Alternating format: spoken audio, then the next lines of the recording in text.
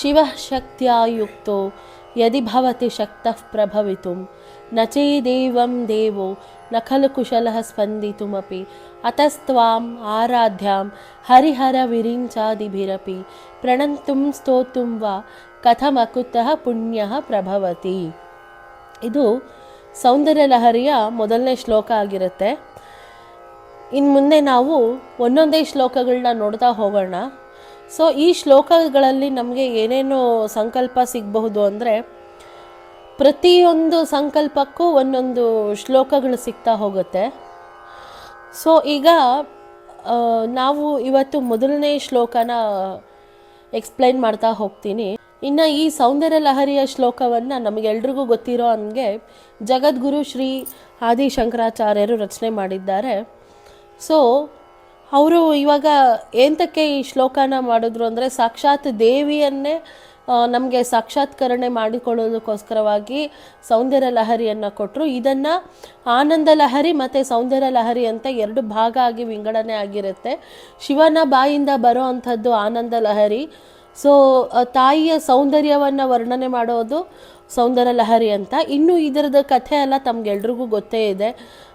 ಶ್ರೀ ಆದಿಶಂಕರಾಚಾರ್ಯರು ಹಿಮಾಲಯಕ್ಕೆ ಹೋಗಿ 100 ಶ್ಲೋಕಗಳನ್ನ ತಗೊಂಡು ಬರುವಾಗ ಅದರಲ್ಲಿ ಕೆಲವೊಂದು ಶ್ಲೋಕಗಳು ನಶಿಸಿ ಹೋಗುತ್ತೆ. ಮತ್ತು ಶಂಕರಾಚಾರ್ಯರು ಶಿವನ ಬಳಿ ಹೋದಾಗ ಅವರು ಆನಂದ ಲಹರಿ ಅಂದರೆ ನಶಿಸಿ ಹೋದ ಶ್ಲೋಕಗಳನ್ನು ಮತ್ತೆ ಪುನರ್ ಕಳಿಸ್ತಾರೆ. ಅದನ್ನು ಆನಂದ ಲಹರಿ ಅಂತ ಹೇಳಿ ಕರೀತಾರೆ. ಇನ್ನು ಈ ಪ್ರಥಮ ಶ್ಲೋಕ ಅಂದರೆ ಶಿವಶಕ್ತಿಯ ಯುಕ್ತೋ ಯದಿ ಭವತಿ ಶಕ್ತಃ ಪ್ರಭವಿತುಂ ನ ಚೇದೇವಂ ದೇವೋ ನ ಖಲು ಕುಶಲಃ ಸ್ಪಂದಿತುಮಪಿ ಅತಸ್ತ್ವಾಂ ಆರಾಧ್ಯಾಂ ಹರಿಹರ ವಿರಿಂಚಾದಿಭಿರಪಿ ಪ್ರಣಂತುಂ ಸ್ತೋತೃಂ ವಾ ಕಥಮಕೃತಃ ಪುಣ್ಯಃ ಪ್ರಭವತಿ. ಸೊ ಇದು ಪ್ರಥಮ ಶ್ಲೋಕ ಆಗಿರುತ್ತೆ. ಕೇವಲ ಇದು ಒಂದೇ ಒಂದು ಶ್ಲೋಕನ ಯಾರು 1000 ಸತಿ ಪಠನೆ ಮಾಡ್ತಾರೋ, ಯಾರು 1000 ಸತಿ ಪಠನೆ ಮಾಡಿ ಅದನ್ನು ಕಂಪ್ಲೀಟಾಗಿ 1ನೇ ಶ್ಲೋಕದಿಂದ 100ನೇ ಶ್ಲೋಕದವರೆಗೂ 3 ಸತಿ ಸಂಪೂರ್ಣವಾಗಿ ಸೌಂದರ್ಯ ಲಹರಿನ ಪಾರಾಯಣ ಮಾಡ್ತಾರೋ ಅವ್ರಿಗೆ ಸಕಲ ಕಾರ್ಯ ಜಯ ಮತ್ತು ಸುಖ ಸಮೃದ್ಧಿ ಎಲ್ಲನೂ ಸಿಗುತ್ತೆ. ಇನ್ನು ಈ ಶ್ಲೋಕದ ಯಂತ್ರ ಬಂದು ಕ್ಲೀಮ್ ಆಗಿರುತ್ತೆ. ನಾನು ಇದನ್ನು B-rolls ಹಾಕ್ತಾ ಹೋಗ್ತೀನಿ.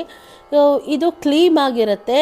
ಈ ಶ್ಲೋಕದ ಅರ್ಥ ಕ್ಲೀಮ್ ಅಂತ ಏನಾಗಿರುತ್ತೆ, ಕ್ಲೀಮ್ ಅಂತ 4 ಕಡೆ ಭಾಗದಲ್ಲಿ ಒಂದು ಚೌಕಾಕಾರವಾಗಿ ಬರೆದು ಸೆಂಟ್ರಲ್ಲಿ ಕ್ಲೀಮ್ ಅಂತ ಬರೆದುಬಿಟ್ಟು ಇದನ್ನು ಬಂಗಾರದ ತಗಡಿನ ಮೇಲೆ ಈ ಯಂತ್ರವನ್ನು ಬರಿಬೇಕು. ಅಕಸ್ಮಾತ್ ಬಂಗಾರದ ತಗಡಿ ಇಲ್ಲ ಅಂದರೆ ಭೋಜಪತ್ರ ಅವೈಲಬಲ್ ಇರುತ್ತೆ ಗ್ರಂಥಿಗೆ ಅಂಗಡಿಗಳಲ್ಲಿ. ಈ ಭೋಜಪತ್ರ ತಗೊಂಡು ಭೋಜಪತ್ರದ ಮೇಲೆ ಕ್ಲೀಮ್ ಅನ್ನೋ ಬೀಜ ಮಂತ್ರನ ಬರೆದು 4 ಕಡೆ ಅದನ್ನು ದಿಗ್ಬಂಧನ ಮಾಡಿ ಇದನ್ನು ಪೂರ್ವಾಭಿಮುಖವಾಗಿ ಮಣೆ ಹಾಕ್ಕೊಂಡು ಚಾಪೆ ಮೇಲೆ ಕುಳಿತುಕೊಂಡು ಈ ಮಂತ್ರನ 1001 ಸತಿ ಹೇಳ್ಕೊತಾ ಬಂದರೆ ಲಲಿತಾ ಸಹಸ್ರನಾಮದಿಂದ ಹೂಗಳಿಂದ ಪುಷ್ಪಾರ್ಚನೆ ಮಾಡ್ಕೊತಾ ಬರಬೇಕು. ಕೆಂಪು ಹೂವು ಇನ್ನೂ ಅತಿಯಾಗಿ ಶ್ರೇಷ್ಠವಾಗಿರುತ್ತೆ.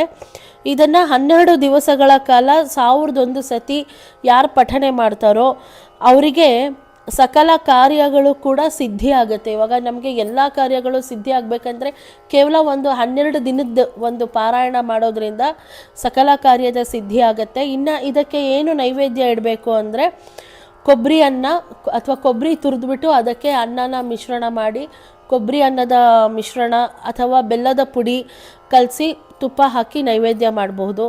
ಇನ್ನು ಇದಕ್ಕೆ ಯಾವ ಹಣ್ಣು ಅಕಸ್ಮಾತ್ ನೈವೇದ್ಯ ಮಾಡೋಕ್ಕಾಗಿಲ್ಲ ಅಂದರೆ ಯಾವುದಾದ್ರೂ ಒಂದು ದಾಳಿಂಬೆ ಹಣ್ಣನ್ನು ಅಥವಾ ಒಂದು ಆ್ಯಪಲ್ನ ಇದನ್ನು ತಗೊಂಡು ನೈವೇದ್ಯ ಮಾಡಿಬಿಟ್ಟು ಸೊ ಇದನ್ನು ಮಾಡೋದ್ರಿಂದ ನಮಗೆ ಏನು ಫಲ ಕೊಡುತ್ತೆ ಅಂದರೆ ಸಕಲ ಸಂಪತ್ತುಗಳು ಕೊಡುತ್ತೆ ಮತ್ತು ಸಂಸಾರದಲ್ಲಿ ಸುಖವಾಗಿ ಇರೋದು. ಸಂಸಾರ ಅಂದರೆ ಕೇವಲ ಗಂಡ ಹೆಂಡತಿ ಅಲ್ಲ.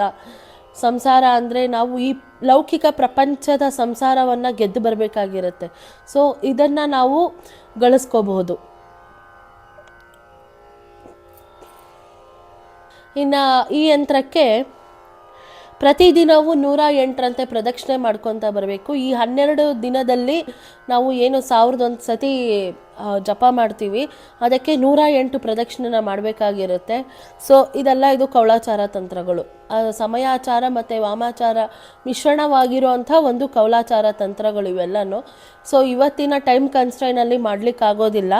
ಸೊ ಅದಕ್ಕೆ ಇದಕ್ಕಿಂತ ಇನ್ನೂ ಸುಲಭ ಉಪಾಯ ಏನಿದೆ ಅಂದರೆ, ಪ್ರತಿ ಶುಕ್ರವಾರ ಆಲದ ಮರದ ಹತ್ರ ಹೋಗಿ 108 ಸತಿ ಪ್ರದಕ್ಷಿಣೆ ಮಾಡ್ತಾ 108 ಸತಿ ಈ ಮಂತ್ರನ 12 ದಿವಸದಂಗೆ ಹೇಳ್ಕೊತಾ ಬಂದರೆ ಎಷ್ಟು ಸಂಪತ್ತು ಬೇಕೋ ಅಷ್ಟು ಸಂಪತ್ತು ಸಿಗುತ್ತೆ ನಮಗೆ. ಆ್ಯಂಡ್ ನೀವು ಹೇಳ್ಬೋದು, ಯಾಕೆ ಇದನ್ನು ನೀವೇ ಮಾಡಿ ನೀವೇ ಗಳಿಸ್ಬೋದಲ್ವಾ ಅಂತ. ಇದನ್ನು ನಾನು ಮಾಡಿ ಇದನ್ನು ನನಗೆ ಉಪಾಯ ಆಗಿರೋದಕ್ಕೋಸ್ಕರನೇ ನಾನು ಇದನ್ನು ಯೂಟ್ಯೂಬಲ್ಲಿ ರೆಕಾರ್ಡ್ ಮಾಡಿ ಹಾಕ್ತಾ ಇರೋದು. ಸೊ ಯಾವುದೇ ಒಂದು ತಂತ್ರ ಆಗಿರಲಿ ವಿತೌಟ್ ನಾನು ಮಾಡ್ದಿರಾ ನಾನು ಹೇಳೋದಿಲ್ಲ ಇದು. ಸೊ ಇದೆಲ್ಲ ಕೇವಲ ಕೌಲಾಚಾರ ಶ್ರೀವಿದ್ಯಾ ತಂತ್ರಗಳಾಗಿರೋದ್ರಿಂದ ನಮ್ಮ ಗುರುಗಳು ನಮಗೆ ಹೇಳಿಕೊಟ್ಟಿರೋ ಅಂಥ ತಂತ್ರಗಳು ಇವೆಲ್ಲನೂ. ಆ್ಯಂಡ್ ಈ ಶಿವಶಕ್ತಿಯುಕ್ತೋ ಅಂದರೆ ಏನು? ಶಿವನು ಶಕ್ತಿ ಇಲ್ಲದಿದ್ದರೆ, ಯುಕ್ತೋ ಅಂದರೆ ಇಲ್ಲದಿದ್ದರೆ, ಶಿವಶಕ್ತಯುಕ್ತೋ ಯದಿ ಭವತಿ ಶಕ್ತಃ ಪ್ರಭವಿತು.